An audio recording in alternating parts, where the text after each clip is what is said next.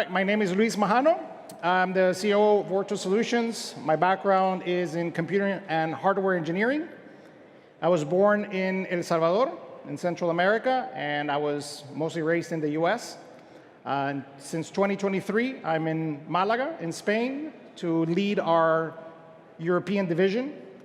And I'm the creator and maintainer of many frameworks and the chief language engineer for BoxLang, new programming language. So since you came after lunch, we'll do a little dad joke. My kids always wants me to do a dad joke on my sessions. So what do you call an anxious dinosaur? No takers? A nervous Rex. Dad joke. All right, little agenda. What are we going to show? The goals. What is BoxLang? Take you through the semantics of the language. And of course, some of the features and how you guys can get started. This project basically started 21 months ago. It's not something that we wanted to create out of the blue. It has taken a lot of time for us to get here. And we launched our first iteration of a stable version in May of this year in Washington, DC. And we're iterating quite fast as we progress with the language and our customers using BoxLang. So what is BoxLang? Well, in a sentence, BoxLang is a modular dynamic language for the JVM, aiming to make your development more productive, more expressive, functional, highly functional, and really available everywhere. That was where we started. This is what we wanted to build. We wanted to make it small and lightweight and modular. The entire runtime is about 7.58 megabytes. It is multi-runtime. That means it can be deployed, as I'll show you, into many, many different types of systems. It is also multi-parser, so it can actually parse different source codes. It is dynamically typed with an optional and an inferred coercion type system. So at runtime, it can do many, many things to make you more productive. It supports classes, scripting, and we've also built a templating language. It uses everything modern in the JDK, including Invoke Dynamic to deal with dynamic languages. Highly functional, like I mentioned. You can do context-aware closures or pure lambdas and many other constructs that we've created. Built-in framework concerns, and I'll explain a little bit of what that means. And of course, it's open source and free. So many people ask me, OK, why? Right? Why another language? Why create a language? So it's important to know a little bit of who we are and what we've been doing in order to kind of answer that question. So the company that created this is called Orto Solutions. It was founded in Miami, Florida in 2006 with one framework to deal with model view controllers at the time in a language called ColdFusion. So it's been now 19 years that we have been creating professional open source products and a lot of development, right, and many different languages, from Java to Groovy to Rust, Python, et cetera. And we build a tremendous amount of libraries. We actually manage about 350 open source projects at Ortus, and we've done this for over 19 years. So this was basically a way for us to push forward in order to service our customers and with all the ideas of everything that we wanted to build. This was basically the last step. So we did not really wake up one day and said, hey, we want to create a language. We're a little crazy, but not that crazy, right? It's a lot of work to get to where we were. So it was really mostly the culmination of these 19 years of development. We really needed to innovate the way that we wanted and at the pace that we wanted. And we couldn't do that with any of the language vendors. And we really needed that path forward. So we forged it ourselves. And in reality, dynamic languages on the JVM had not evolved at all. I think the last dynamic language in the JVM was before even 2014. So we really wanted a language of the times. And we even did a write-up of when we started to do this as well. So fast forward, those 21 months of development, we did about 27 beta releases, 3 release candidates. We're now into our 4th minor update. We have a collection of almost 13,000 automated tests. We created a lot of test frameworks, so we wanted to make sure that everything was automated and tested. Over 60 related repositories, a ton of modules and contributors already. And we have only just started. right? And this is a snapshot of the team all over the world that we're working together to bring you BoxLang. So that's a little bit of a history on why and what is BoxLang. But let's delve a little deeper into some of the features and semantics. So first of all, we really wanted this to be multi-runtime. We wanted to go in a lot of places that don't even exist yet. So when we started designing BoxLang, we looked at the lowest way that we could actually execute Java bytecode. And that was embedded systems. So we focused on chips. We focused on making it really fast and really portable. So now you can actually run BoxLang at the lowest level possible.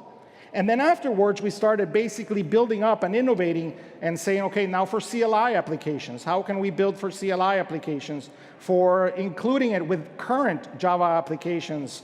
That we created a mini server, which is a very lightweight server based on Undertow. And so forth and so forth. We started integrating and creating all these runtimes where developers can deploy their BoxLang applications. And then, of course, the future, which we don't know, right? But we wanted to cement, right, all these architectural decisions, so in the future, it could be very easy for us to innovate. Okay? Of course, we're creating the world of Docker, so all these Docker containers are also available to you. That's another runtime. We have 3 images available. You have a command box image, which is our servlet interpretation. So we created this over 10 years ago. So we manage our own servlet implementation. A mini server, which is the lightweight Java server, and of course for CLI applications. Okay? So all this is already available. And our first production app on this multi-runtime world was try.boxlang.io. So we really wanted to create a developer space so they could try BoxLang and learn how to work with BoxLang. So when we envisioned it, we said, OK, we want a mini server site that a developer can code in. Then we can send that code into AWS in this case, have a Lambda, execute that code in a very isolated BoxLang runtime, process it, and then send the results back. So with the team, we actually sat down, and in one afternoon, we had built both runtimes. So this was a true testament of how multi-runtime actually can affect your development. So it was our first production application that we launched a year and a half ago, powered by 3 of those runtimes, mini server, Docker, and Lambda. You can now do all kinds of things with it, and we're building tons of features into try BoxLang as well. The cool thing about it is its performance. We have an average of about 32,000 Lambda executions per day. Our average execution time is about 32 milliseconds. Okay? And we contract and scale as traffic progresses. And the really good thing is that we pay actually $0. Because Lambda gives you 1 million requests, and we're on the borderline. So very, very impressive thing that you can do with Lambdas, that you can produce very high traffic applications and really pay $0. So what's coming next in multi-runtime? So we've seen the performance of it and how it actually works, that we have many, many plans that we're working on. Azure functions are being built as we speak, so that's the next evolution of multi-runtime. We're also working on Java FX, so you can actually build desktop applications with BoxLang. So that's something that's already in the works. And our Electron multi-runtime is also available probably in the next 2 weeks or so. And then we're going to integrate with GraalVM as well to bring you even more languages, so you can actually integrate other languages inside of the runtime. So a lot of development going into multi-runtime. Another major aspect of BoxLang is we wanted a modern dynamic language, right? So we wanted to address dynamic typing, but we also wanted optional typing. We wanted to be JSR 223 compliant, which is Java scripting in the JVM. We use invoke dynamic. Everything new in the JVM is being used internally. We actually created a framework called the Dynamic Object Framework that will probably going to be released as a separate thing. And this allows any object, no matter where it comes from, to become dynamic. That means that it can do type promotions, it can do auto-boxing, auto-casting, type coercions, everything out of the box for you. All the OO constructs are available to you as well. 100% Java Interop. We wanted Java developers to feel right at home when working with BoxLang. So that means that there is no separation, no bridge. You can import Java classes, you can leverage them, and we've actually extended them, as you'll see in some of these slides. But you can execute BoxLang within Java, or you can execute Java within BoxLang. So you can go either ways, right? We created a concept of object resolvers, because we're actually a mediator between languages. So now you can actually say, I want an object from Java, or I want an object from BoxLang, or anything else. For example, we have one for Python. So you can actually create Java classes that represent Python objects. Right? So you can directly import and create any of these classes. You can call third-party ones. You can create import aliases. So you can actually give an alias to a specific import and say, import Java util.date as JDate. So this will allow you to remove ambiguity. Okay? And of course, you can even import with an @ sign, and you can match it to a specific module, whether it's custom or core. We've also done pure functional programming as well inside of BoxLang. So we have BoxLang BIFs, which I'll cover a bit, which are built-in functions that are globally available and headless. Java static method references are available to you as well. So that's a BIF. I can just say double point U case, and I can reference a global one. Or I can go directly to a Java class and reference their static method references. But I can also pass Java instance methods around, which I can't do in Java. But with BoxLang, with the dynamic object framework, I can take any Java class and any Java method and move it around and actually execute it at a later point in time. I can also do object invokers. So that means that code, like you see there with a map, that you have to do an S and then a closure, I can just basically do a .trim. And the compiler will know that you're wanting to act upon the object that was going to be passed into that function. So there's a lot of shortcuts and things available to make your coding more sugary sweet when you're coding. So that was very important for us. Another important aspect for us is that we did not want to start from zero. We had 19 years of code that we had developed that we wanted to bring into BoxLang. So when we did the design of BoxLang from ground zero, we said we wanted multiple parsers. So we created something called the BLAST. And the BLAST is basically the BoxLang abstract syntax tree. And we wanted this to be the mediator between any type of language that we wanted to encapsulate in BoxLang. So this was a way to split with the old and bring the new. And you can do it just in time or with CLI tools. So for example, we had 19 years of development in the ColdFusion CFML world. So what we did is that any CFML source code will actually compile and parse in BoxLang and run natively. And this is all powered by the BLAST because it has a transpilation layer, just like TypeScript, for example, and it will transpile the code for you. So we actually have requests for COBOL and Groovy as well. And the idea was to open that to the community so anybody can transpile things into the BLAST, which then compiles to Java bytecode. So this powers all of our tooling, and this is a way for legacy and application languages without any code changes to be able to be modernized. And with that, all our 350 libraries that we built actually run in BoxLang with 0 code changes. All right, time to show you some code and a little bit of differences. So semantics, you have 3 avenues to work with BoxLang: classes, scripting, and templating. We have the concept of scopes. This is a little bit different than Java. All variables are going to be stored inside of what we call scopes. And scopes are backed by concurrent maps behind the scenes. So when you say name equals BoxLang, that name variable is going to be created inside of a map internally called variables.name. Okay? Each execution context can have different scopes. For example, scripts have a variable scopes. Functions have an arguments, have a local, and surrounding scopes. Classes can have public, private, static. Threads, we can actually create very easily threads. You have local, attributes, or thread scope. And you have global scopes. So you can store things like, I want a singleton. Well, you don't have to do the singleton pattern. You can just say application.something, and it will store in your application. Or even the server, or the request, or the session. And you can create your own scopes as well. So it gives you that ability for you to be able to say, OK, an argument that comes in, it's inside of a scope, right? Or I can say var, and it goes into the local scope if you wanted to. I can treat the scopes as objects and functional objects. Here I'm looking at all the variable scopes surrounding that function, and I'm filtering it and say, hey, give me a filter, and I only want functions. So a lot of things and a lot of power that you can do with scopes. And inside of classes, of course, you have more scopes available to you. So this is a very big distinction from Java, for example. Apart from that, we've created enhanced types or very specific types apart from all the Java types that you get.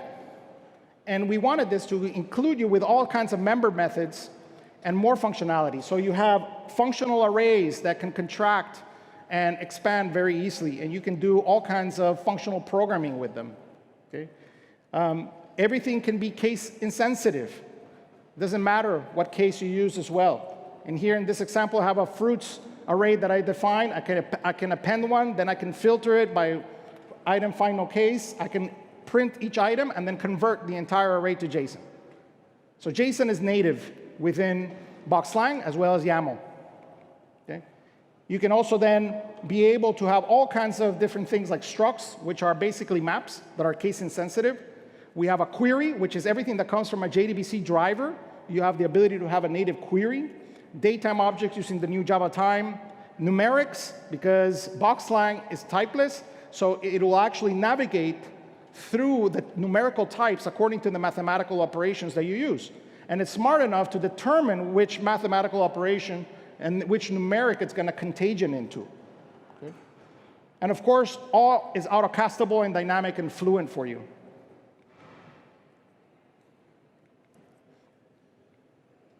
Functions. So functions, you've mostly seen this in other languages, where in BoxLang, for example, all functions are public by default. You don't have to say public. All return types are any by default as well. All arguments are any by default as well. And any is really anything, right? We'll determine that at runtime. However, you can actually do type inference, or you can actually do optional as well. So in this case, I can say, I want to return a numeric, and I'm going to accept two numerics. This means it could be an int, it could be a double, it could be a big decimal, it could be a big integer. It'll accept everything. It'll automatically cast them for you, it'll automatically box them for you, and it'll automatically verify them for you. Okay? However, you can also be very specific. So I can say, no, it has to be an int. Okay? So you can either go completely typeless, or you can go completely type. It's your choice. With function arguments, you've seen this mostly, I believe, in Kotlin or Groovy.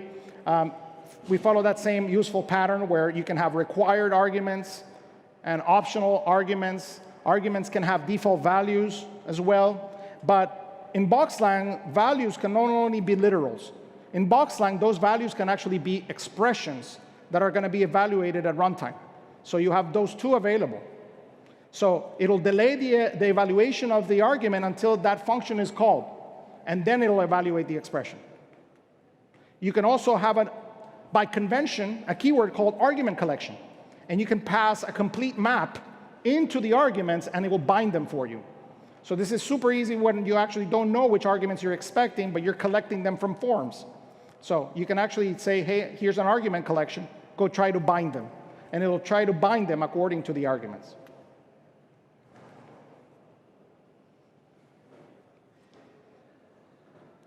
Now, like I mentioned about scoping, ooh, that was too fast. Go back, real quick. Just a review, I left this just for documentation, that basically says that in functions, there is no need for you to do any type of var scoping. Everything goes into the local scope of the function. All the variables are inferred. You can mix types if you want. You can actually do struct literals. So if you ever wanted to do a map literal in Java, for example, you really can't. So this, you can actually do a struct literal, as you can see. You can even do an ordered literal. So you can see an ordered map by just using the brackets expression, and that now is an ordered map. Okay? So there's a lot of little sugary things there available to you as a developer, so you don't have to be defining classes and iterating with classes. You can just do literal expressions. Okay? We have the concept of built-in functions, which other languages have as well. There's over 300 of them, all ordered by category, and they're basically available to you as helpers. Okay? They are used for core functions, And the cool thing is that you can actually create or override those global functions via modules. Everything in the language is overridable via modules. And that's important. So in the example here of code, which is a little small, but any of those functions that you don't see defined usually are coming from a headless function. Okay? And there's many of these. And this is where the framework capabilities come. They're not only normal capabilities, but there's a lot of functions to help you deal with other things. There's also the concept of built-in components, and this was inspired by web components. So now we have an entire framework for you to build components that the parser understands, and we create several of them that are created for you, and then you can create your own. You can actually create core ones that are used for the entire runtime, or just in your application by using the underscore. And I'll show you in the next slide the underscore ones. But here, for example, you can see 1, 2, 3, 4 examples. You can see an HTTP call. So we've created an HTTP framework for you to abstract all HTTP calls. You can just say bx:/HTTP, give me the URL, give me a method, a result, then a block, and then you can basically start defining how the HTTP call is going to be defined. And then it'll execute it after you. You can do ones with post data. Here's a thread. That's how easy you create a virtual thread in this case. I just say thread. I want action run is actually, you can remove that. It's by default. But you can just say thread, give it a name, say it's virtual, and then create a block, and everything inside of that block is now a thread. Okay. You can also do zips, right, and all kind of these framework capabilities that are going to be available to you. Now, these are for scripting, for example, but we also have the templating language. So with the templating language, you can also have the same syntax, just surrounding it with the angle brackets. So if you're doing a UI, and you basically want to reuse a template that you built, you can say, hey, I want a new component, which is like a web component. Here's the path to that web component. Here are arguments to the web component. You can surround content within it, and then your component can interact with it. You can also have, by convention, a folder called components or tags, and then you can refer them with the underscore. And that will mean that it's going to look by convention into a folder inside of your application or your deployment package, and it'll look for the alert.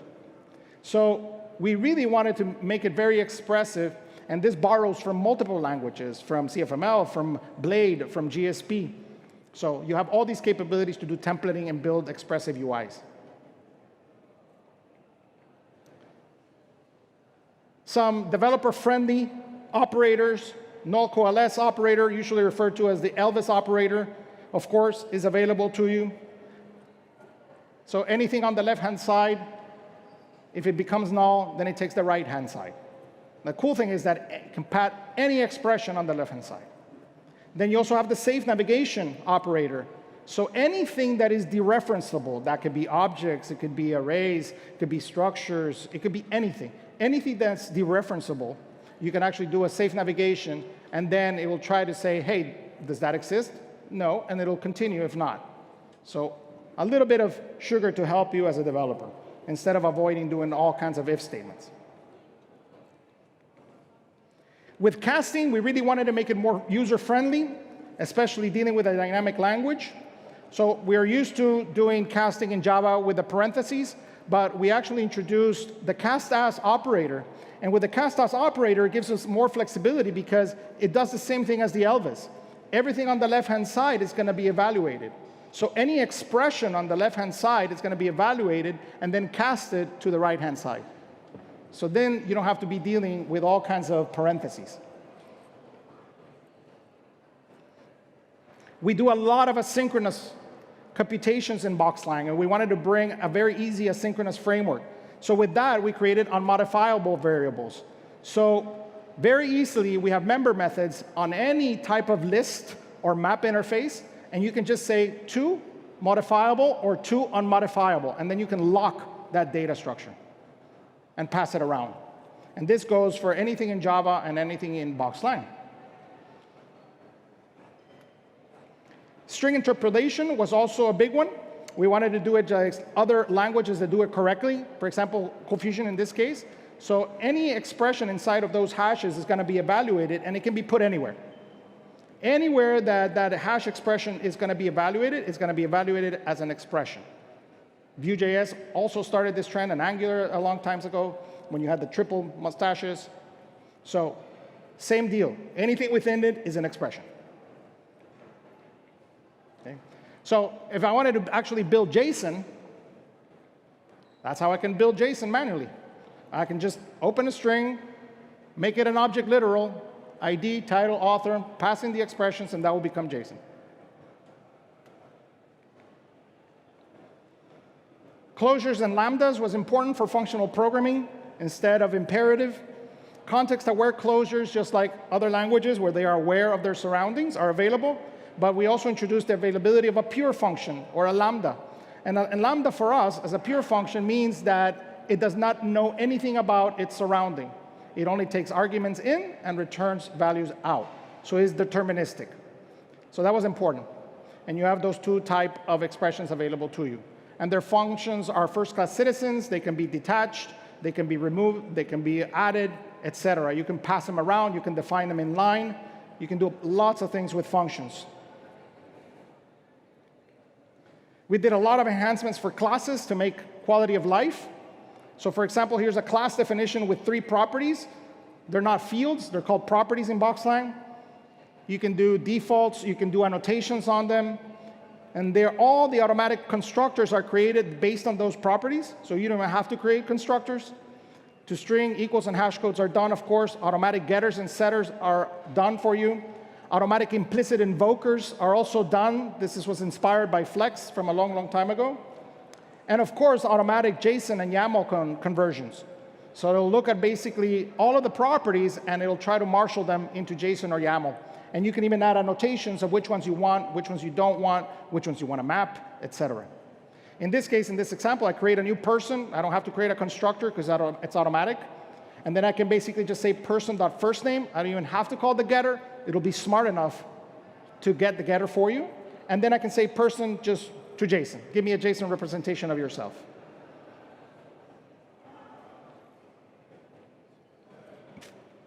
All right, we do also a lot of metaprogramming, inspired by Groovy as well. So there's always a $BX property inside of classes.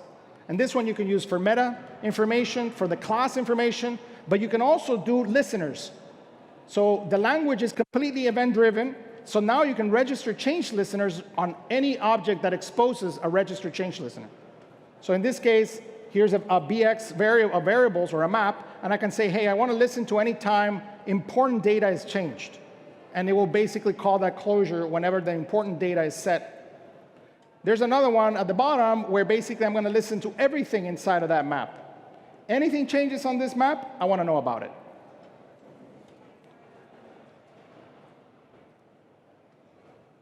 I forgot how much time we have.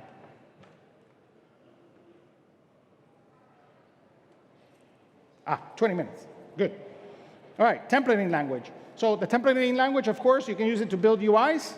You mix and match with normal HTML, inspired, like I said before, from Blade, JSP, CFML, and GSP. You can create your own tags very easily. You can import collections of those tags. You can use the global BIFs. You can nest them. You can do data encapsulation. The whole works, an entire framework built for it. Then you can also leverage the templating inside of script. And this was always super useful for us if we're building mails or we're building some type of HTML representation in our domain models. So now you can use the expression of the 3 ticks, and then you enter tag mode. And once you go into those 3 ticks, you're in tag mode. And now anything inside of those 3 ticks will be evaluated using the template engine. So in this case, for example, I'm iterating over a collection, and I'm creating a row after each collection inside of my script, and then all that output basically goes and expresses into the outer one. So it gives you the facility now from your domain model to go into another templating language and do whatever you need to do, and then go out. All right, those are the semantics. Few differences between other languages. What are the framework capabilities? This was what we've been doing for the last 19 years. So there's a lot of things that are core, and there are a lot of things that are modules. So when we created BoxLang, we created it like our MVC framework, with a BoxLang framework defined. So the BoxLang runtime is actually separated into different types of services. And all these services, we wanted them to be available to developers. So all the API is documented and available to you. Concept of applications when you deploy to web, the concept of an asynchronous computational service, caching service, because we built caching engines for more than 10 years, the component service that we saw for the templating and tagging, data sources, so we could communicate with any database very easily, the functions, so we can provide global functions, interceptors, so we could provide event-driven programming to the developer, modules, so we could scale and build anything that's not core, and we wanted scheduling. We wanted to have scheduled tasks at the core framework and computational tasking. So the enterprise caching engine is something that we actually created for a university a long, long time ago, and we open sourced it, and this now has become part of BoxLang.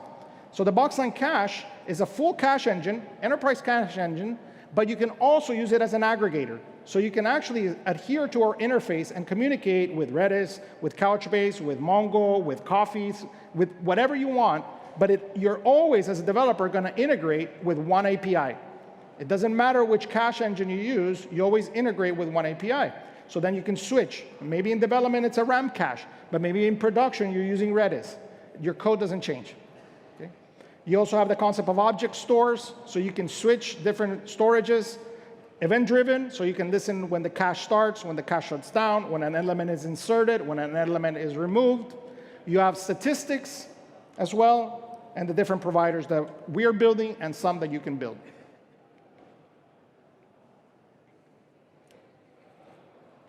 And this also powers all the internal caching inside of the framework as well. Now, if you're building a lot of applications, we created the concept of an application framework.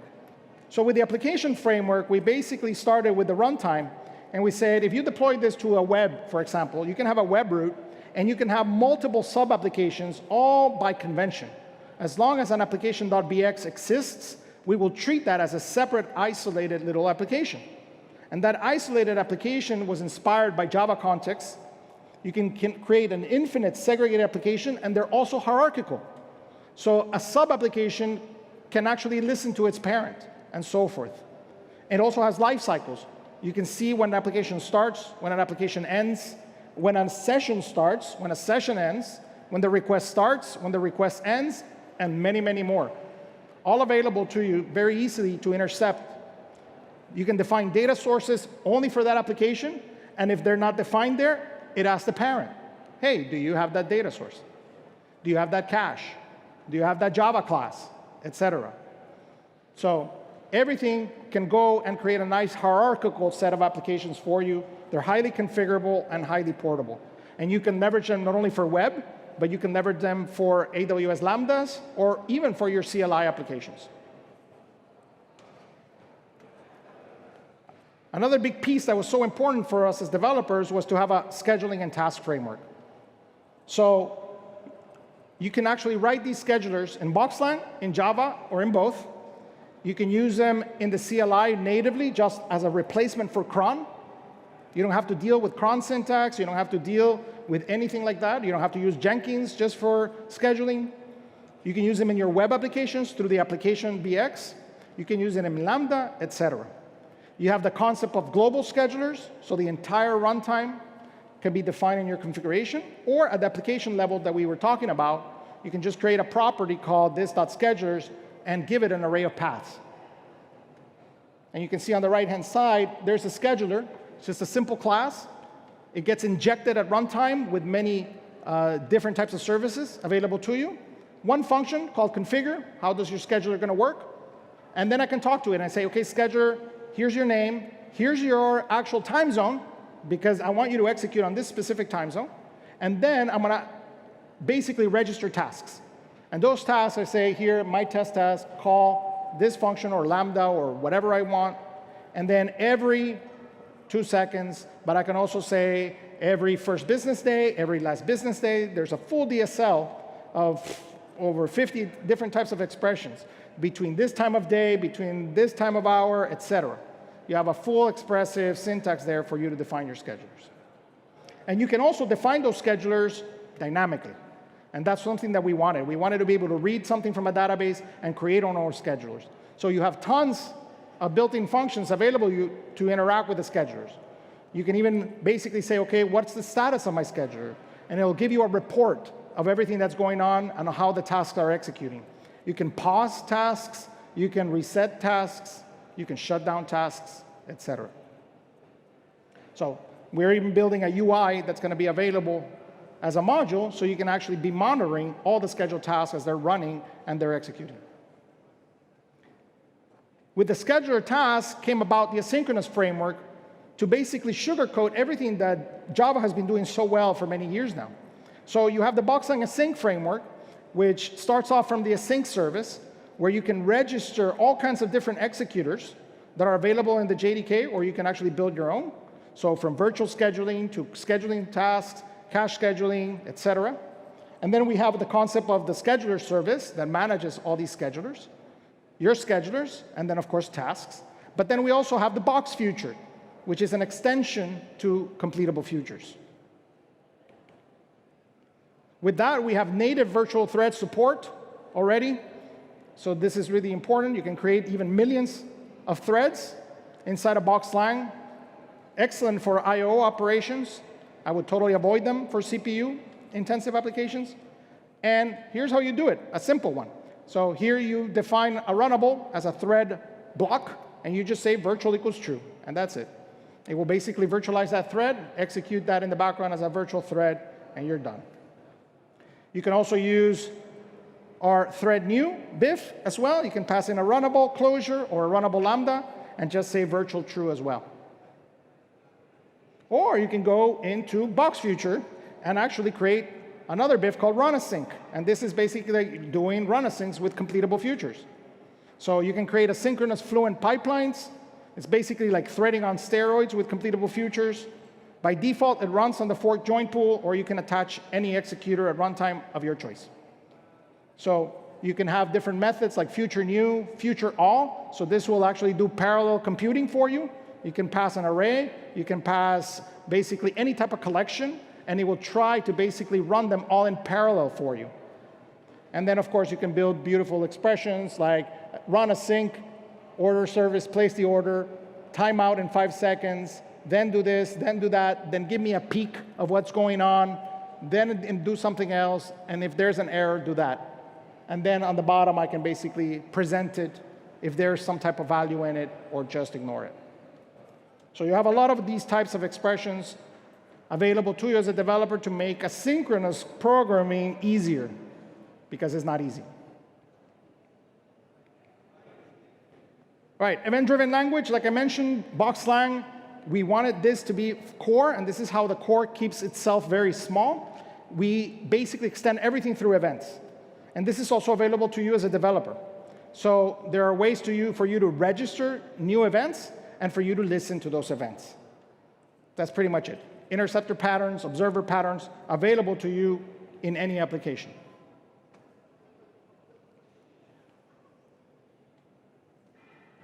Now, modularity was something that we've done for many years now with our frameworks, and we wanted to bring that into the language. So Callbox was our hierarchical MVC framework that inspired a lot of these features. It is not using OSGI. It is very lightweight. It is part of the core. It is a subset to create hierarchical class loading and isolation. Okay? You can actually see on the right-hand side a module. A module can actually be one class. With one class, you have a module called the module config, and you're done. Very, very easy. We have templates for you as developers to create these, and it taps into everything in the event lifecycle. You can write them in Java, you can write them in BoxLang, or you can write them in both.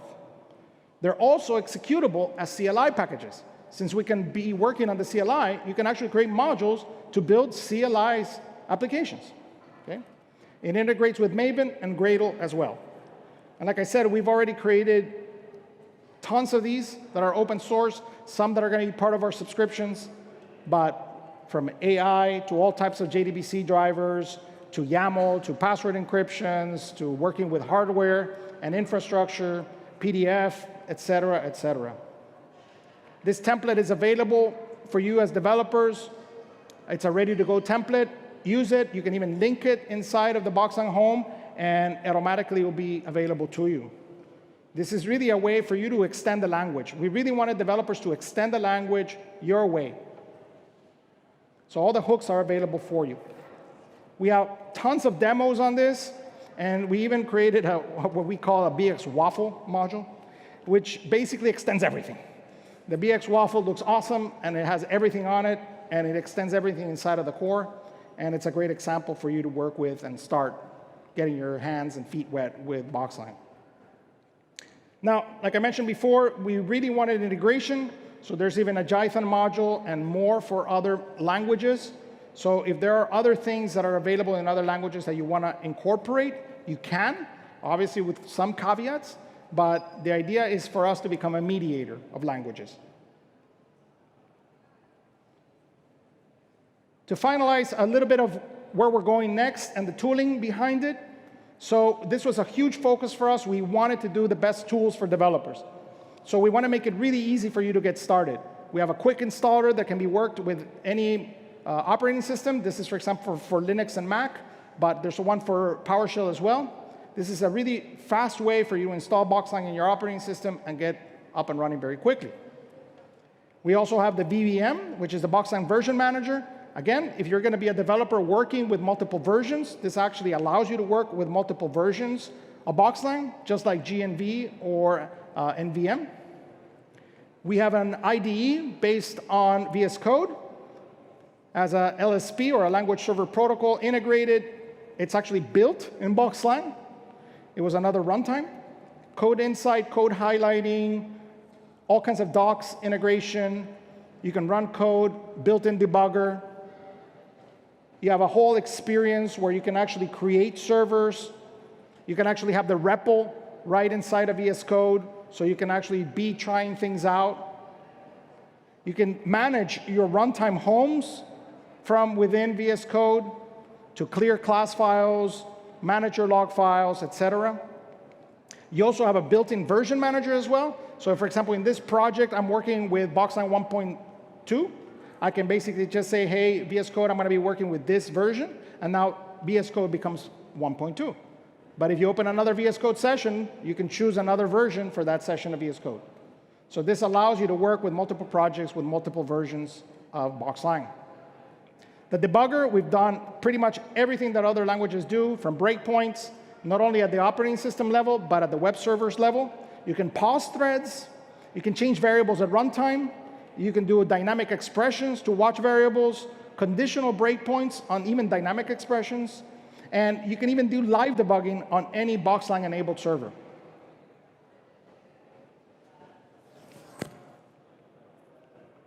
So with that, kind of give you a little bit of what's happening in the future. So we have a 5-year roadmap, and every 5 years, we're going to reiterate.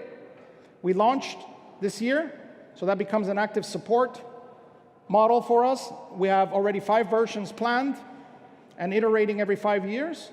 Every version is going to be supported with LTS for a set of years as well. So we decided to do 1 major per year. It doesn't mean that we break compatibility, but it means that it's a major release every year. Okay? 1 minor every last week of the month, and of course, patches a la carte or security when it's desired or needed. It is professional open source. That means that the BoxLang community is free and open source always under Apache 2. But there's also 2 subscriptions available if you wanted to work with us, or you believe in the project, or you want to support the project, and you want to see it further. You can also partner with us and take it wherever you want. We also are very interested in education. So we have a casting platform, and we call it the BoxLang Academy.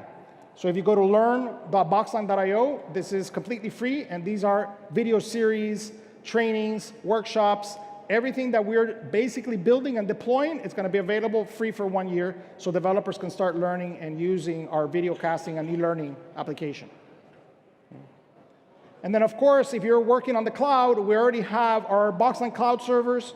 These are available right now in the marketplaces. So if you go to AWS or Azure or Google Cloud, you will find BoxLang already available to you. So if you want to start deploying applications there, you can. And it was awesome to see the guys from Clever Cloud that are in the back here. If you want to go talk to them with Horacio, they already did it yesterday. So we sat down and we coded together, and now you have availability to do BoxLang cloud servers on Clever Cloud. So it was really awesome to see how a vendor basically in less than 2 hours was able to provide BoxLang hosting for you guys. So check them out. But with that, thank you. This was kind of an intro of what we've been working on for the last 20 months. Try it online. Everything's fully documented. We love documentation. We have our same community available with over maybe 3,000 developers already there, and all the information that you need to get started with us. But this is a community project. We're not big tech. We're just passionate developers, and we really wanted to just innovate and bring all these cool applications to everybody. So the more that we can have you guys use it and help out, that is great for us. So open to questions, but if not, thank you so much.